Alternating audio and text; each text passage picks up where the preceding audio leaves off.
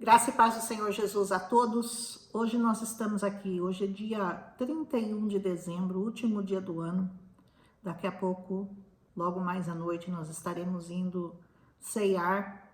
A última ceia do ano, nós passaremos na presença do Senhor, última do ano e a primeira do ano que vem, de 2023. E eu tô aqui gravando Lucas capítulo 18. E por uma jesuscidência, né, porque não chama coincidência, o Senhor vai nos ensinar uma coisa para nós começarmos o nosso ano muito bem. E diz assim esse capítulo, que ontem eu não sabia que esse capítulo ia começar assim, e olha que o Senhor me surpreendeu, né?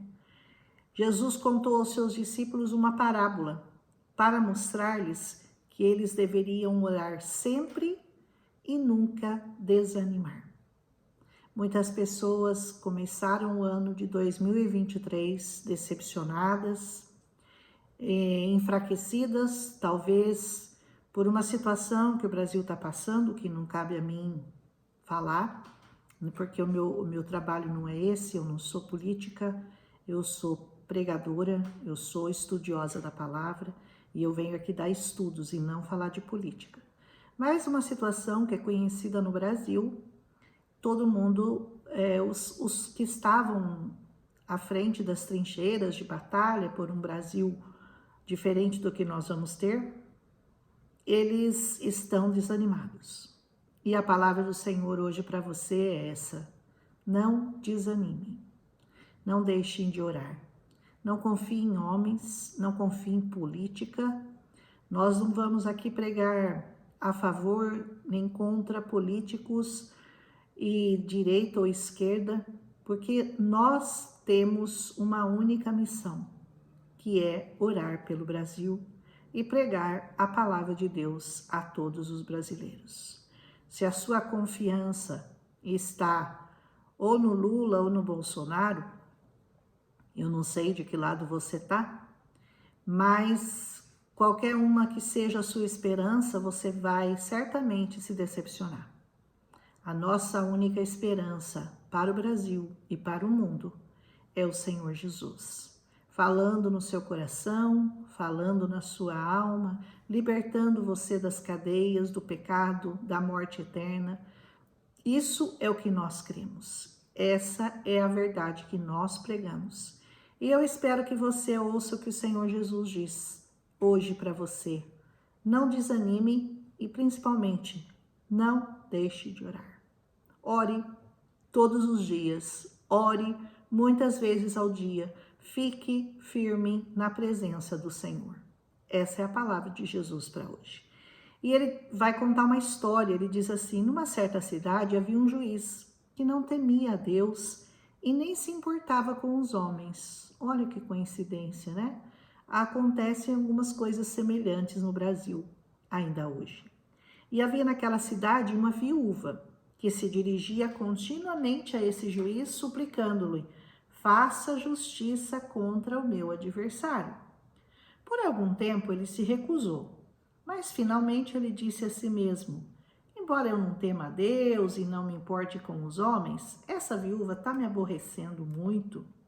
Eu vou fazer-lhe justiça para que ela não venha mais me importunar. Olha só, um ímpio que não acreditava em Deus, mas que só por causa do importúnio daquela mulher que insistentemente batia a porta daquele homem, ele resolveu conceder a ela o pedido dela para que ela parasse de importuná-lo. E o Senhor continuou: ouçam o que diz o juiz injusto. Esse é o juiz injusto que está dizendo: eu vou atender o pedido dela só para ela parar de me importunar. Se esse juiz injusto age dessa maneira, como agirá então o juiz justo lá do alto para você, quando você o importunar? Como que a palavra importunar aqui significa estar continuamente na presença dele, pedindo e insistindo. E isso equivale a orar. Quando você ora, você entra na presença do Senhor. E ainda que ele tenha alguma dúvida se a sua vontade está batendo com a dele, talvez não esteja, talvez ele resolva te atender, porque ele é justo e ele é fiel. E ele atende os pedidos daqueles que ficam constantemente na presença dele. Eu lhes digo, ele lhe fará justiça e depressa, ele diz.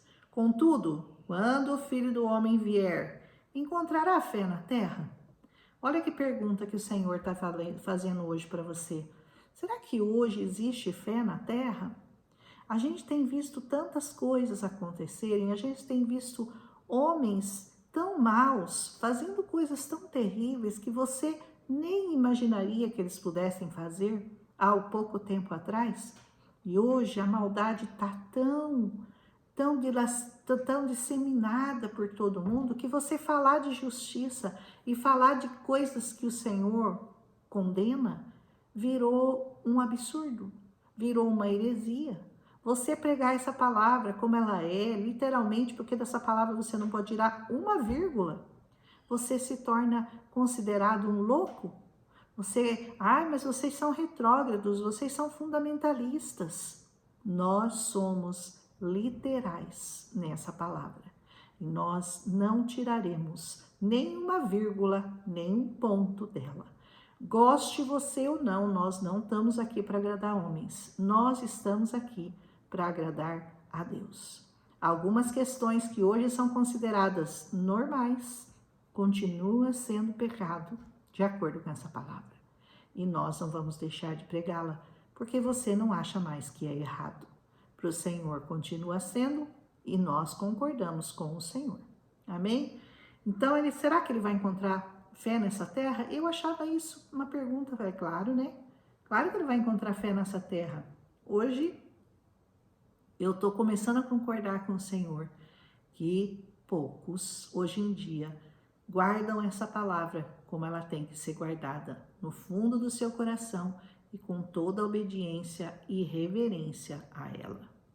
E eu lhes digo que ele achará fé na terra. Há alguns que confiavam em sua própria justiça e desprezavam os outros. Jesus contou essa parábola. Para esses que consideravam, que acreditavam na própria justiça, desprezavam a justiça dos outros, Jesus vai contar uma parábola.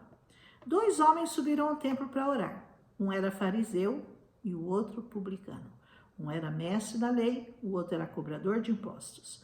O fariseu em pé orava no íntimo: Deus, eu te agradeço porque eu não sou como os outros homens. Não sou ladrão, não sou corrupto, não sou adúltero, nem mesmo como este publicano que cobrava impostos de seus irmãos.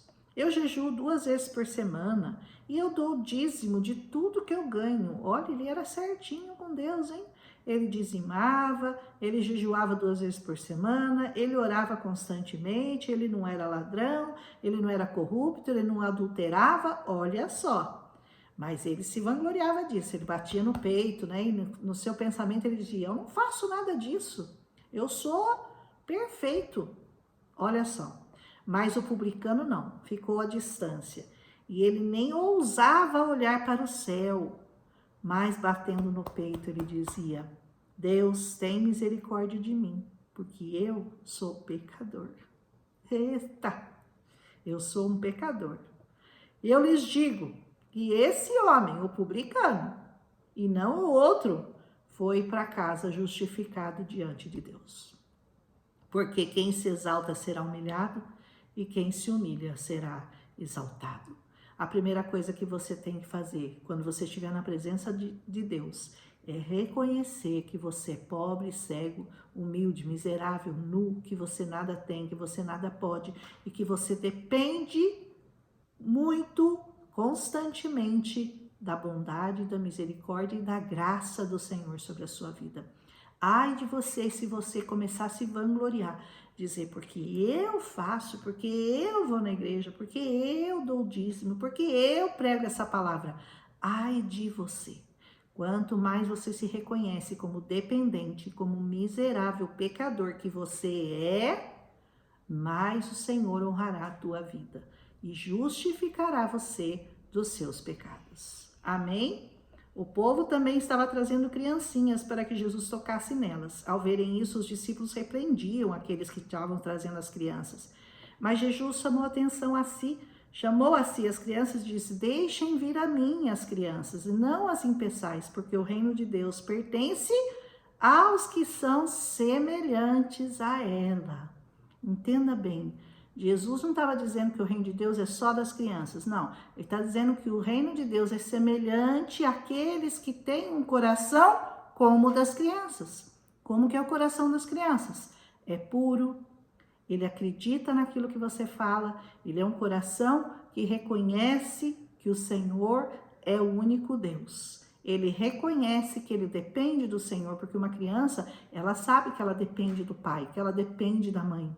E nós, como pecadores que somos, nós temos que reconhecer como crianças que nós temos também um coração pecador e que nós dependemos da graça e da misericórdia do nosso Pai para a nossa vida. Entendeu? Digo-lhes a verdade. Quem não recebeu o reino de Deus como uma criança recebe, nunca vai entrar nele. Uma criança tem inocência. A maldade, o pecado ainda não entrou no coração dela e nós temos que todos os dias estar repudiando esse pecado que tenta entrar no nosso coração. Essa maldade que faz parte do nosso ser. Nós temos que constantemente estar lutando contra isso que tão de perto nos oprime, nos aflige e tenta nos engolir todos os dias da nossa vida.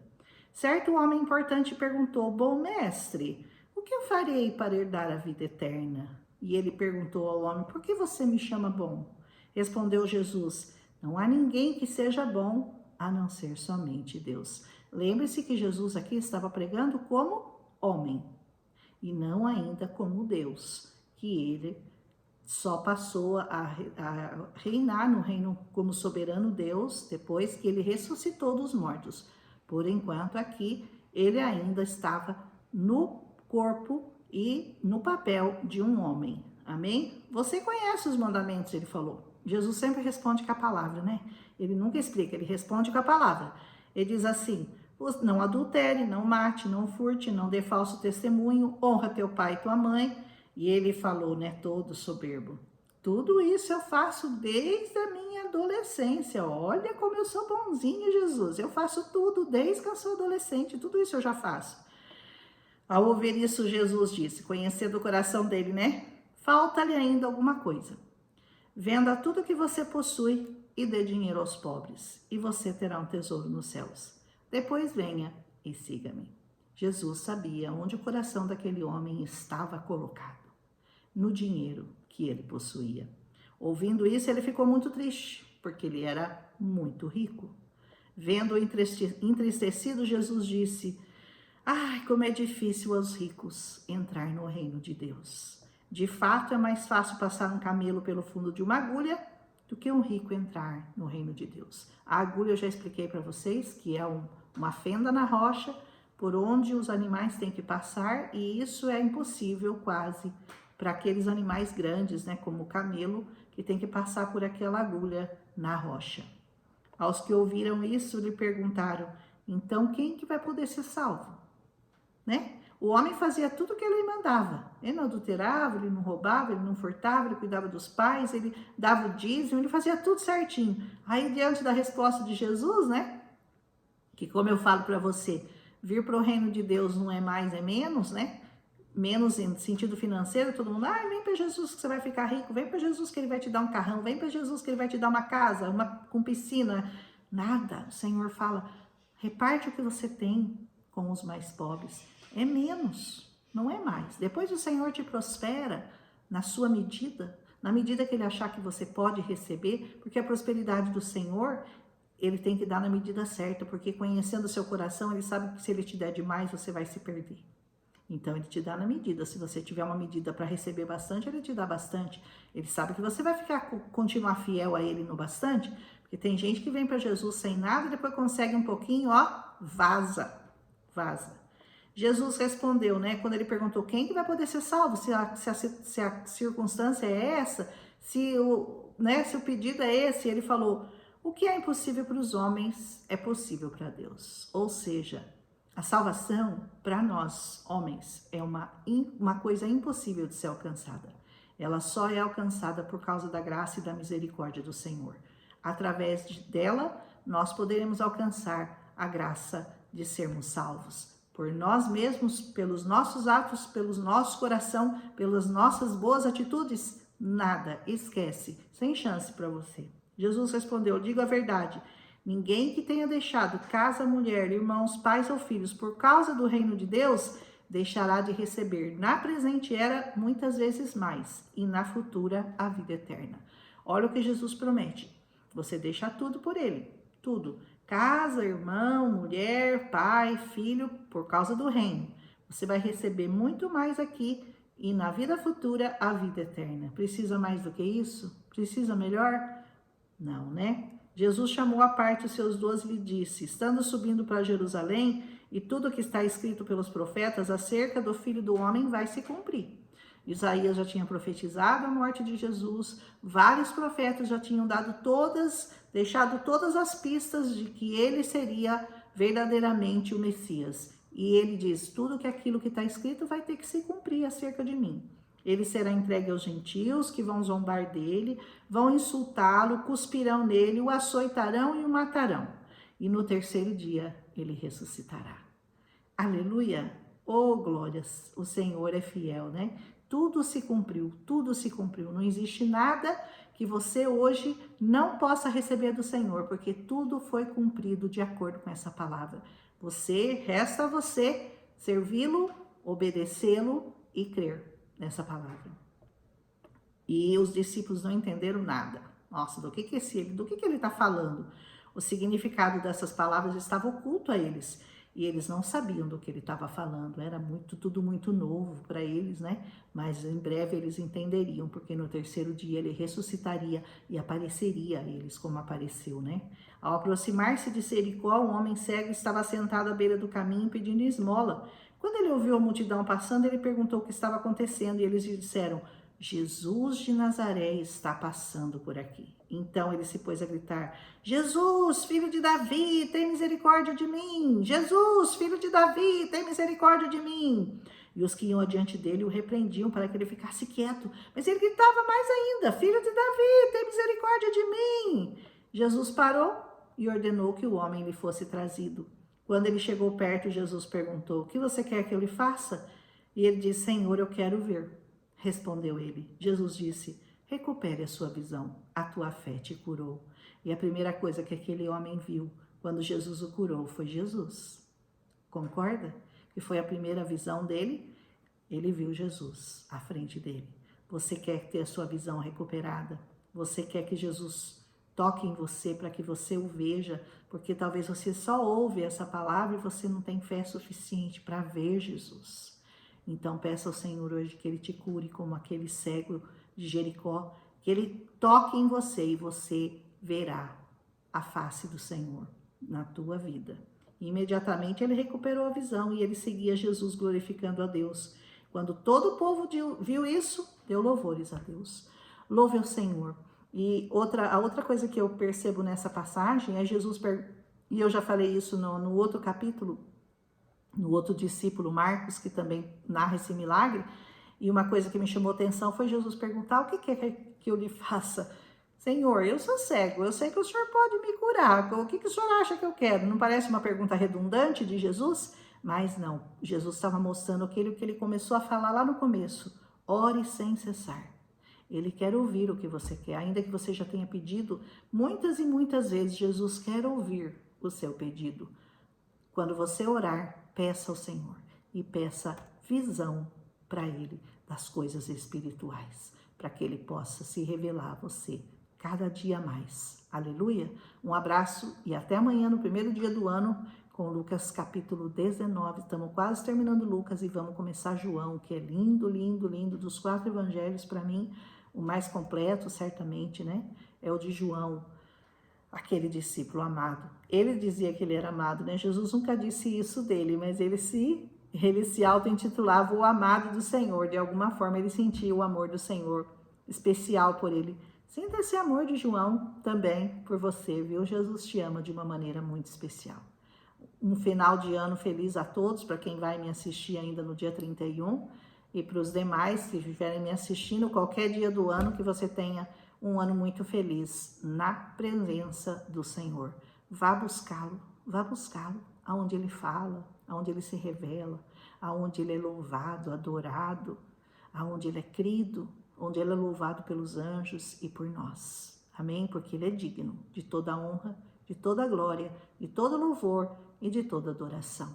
Não perca tempo com coisas deste mundo. Vá louvar o Senhor.